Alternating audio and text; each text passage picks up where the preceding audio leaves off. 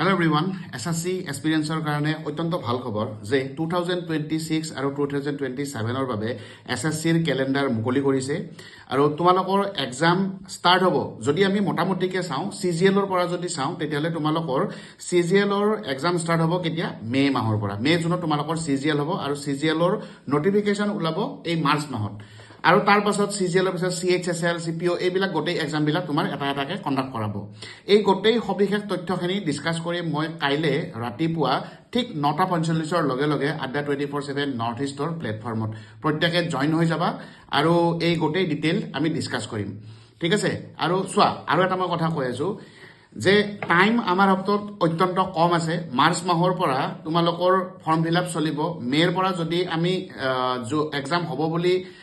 চাওঁ তেতিয়ালে আমাৰ হাতত কিমান সময় আছে জানুৱাৰী মাৰ্চ এপ্ৰিল মে জুন সো আমাৰ হাতত মোটামুটি যদি সোৱা 4 মাহ সময় আছে এই 4-5 মাহৰ ভিতৰত আমি প্ৰিপাৰেচন কৰিব লাগিব সো প্ৰত্যেকে সিৰিয়াস হৈ যোৱা আৰু প্ৰত্যেকে প্ৰিপাৰেচনত লাগি যোৱা আৰু ঠিক কাইলে ৰাতিপুৱা 9:45 জয়েন হ'ব নাপাহৰিবা থ্যাংক ইউ সো মাচ